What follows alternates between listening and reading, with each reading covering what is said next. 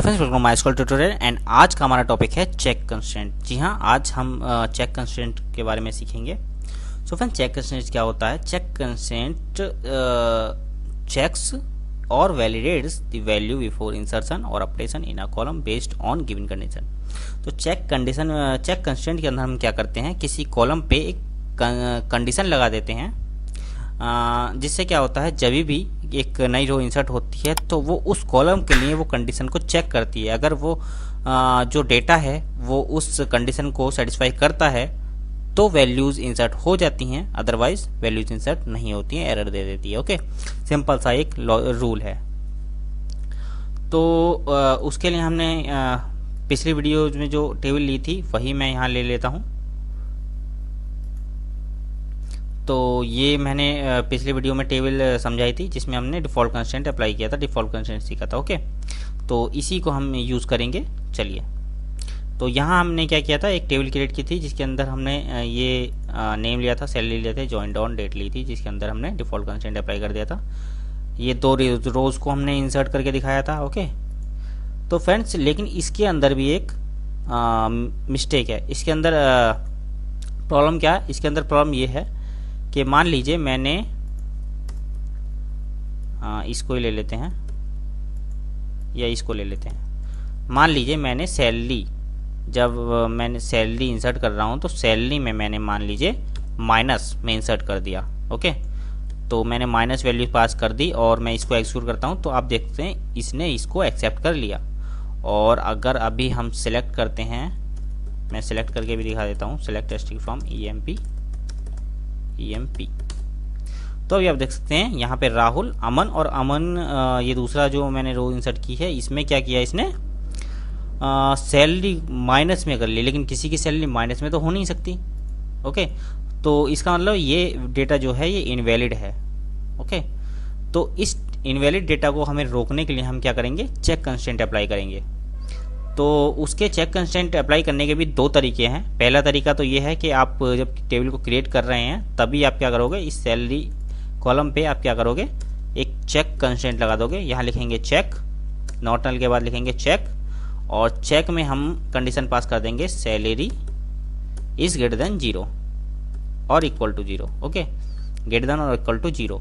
तो एक तरीका तो ये है जब आप टेबल को क्रिएट कर रहे हों, लेकिन यहाँ इस केस में क्या है, हमने टेबल पहले से ही क्रिएट कर रखी है और डेटा को तो हम डिलीट नहीं कर सकते।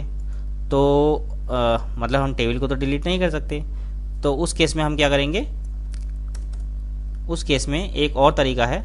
उसके लिए हम लिखेंगे alter table EMP add constraint, और यहाँ पे आप लिख देंगे चेक कंस्ट्रेंट। ओके, इस तरह से करेंगे और एक्सिक्यूट करेंगे, इज वायोलेटेड। ओके, तो क्योंकि हमने इसमें एक रो इंसर्ट कर दी है तो पहले उस रो को डिलीट करना पड़ेगा, क्योंकि ये जो कंस्ट्रेंट है ये तो पूरे टेबल पे अप्लाई होगा। तो पहले उस रो को डिलीट करेंगे जो वायोलेट कर रही है इसको। तो delete from EMP where name equal to Aman and salary is less than 0, means negative जो वैल्यू है उसको मैं डिलीट कर रहा हूँ। तो एक रो डिलीट हो चुकी है। तो अभी आप देखेंगे तो यहाँ इस टेबल में जो डेटा है वो वैलिड है। तो इस केस में अगर मैं इस टेबल पे इस कंस्ट्रेंट को लगाना चाहूँ, एक्सिक्यूट करता हूँ, तो ये आप देख सकते हैं सक्सेसफुली एग्जीक्यूटेड। और अभी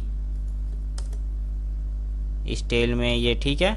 और अभी अगर मैं इस जो मैंने माइनस वैल्यू पास की थी सैलरी के लिए उसको ट्राई करना चाहूँ, insert into employees name salary values Aman और माइनस 40,000, इसको एक्सिक्यूट करता हूँ, तो आप देखते हैं यहाँ पे एरर आ गई है।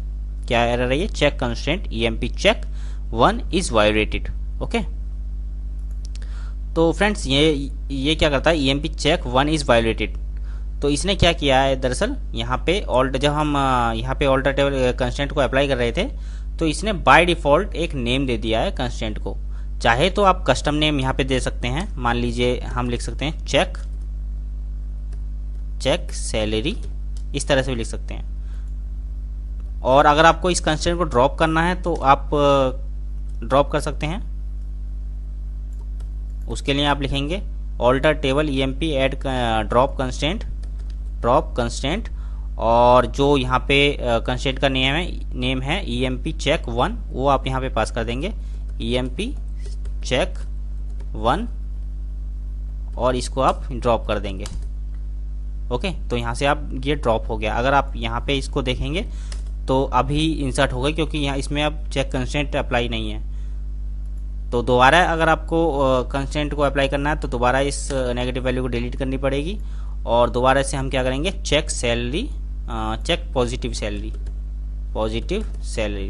ओके, तो ये हमने अपना कस्टम नेम दे दिया है कंस्टेंट को, और इसको एक्सिक्यूट करते हैं तो ये एक्सिक्यूट हो गया है। और अभी आप ट्राई करेंगे नेगेटिव वैल्यू इंसर्ट करने का, तो आप देख सकते हैं हमारा जो चेक कंस्टेंट का नेम है CHK positive salary is violated. Okay, तो फ्रेंड्स, मैंने आज इस वीडियो में आपको चेक कंस्टेंट के बारे में बताया। मैंने आपको टेबल को क्रिएट करते टाइम कैसे लगाएंगे चेक कंस्टेंट को, टेबल क्रिएट होने के बाद कैसे लगाएंगे चेक कंस्टेंट को ड्रॉप करना है तो वो कैसे करेंगे, वो सब मैंने आपको बताया। ओके, आई होप कि आपको ये वीडियो पसंद आया होगा और चेक कंस्टेंट अच्छे समझ में आ गया होगा। वीडियो पसंद आया तो वीडियो को लाइक कर देना, चैनल पर नए हो तो सब्सक्राइब कर देना, बेल आइकन को जरूर प्रेस करना, ताकि इसी तरह के MySQL से रिलेटेड वीडियो आपको मिलते रहें। So till then bye bye, मिलते हैं नेक्स्ट वीडियो में। Till then bye bye.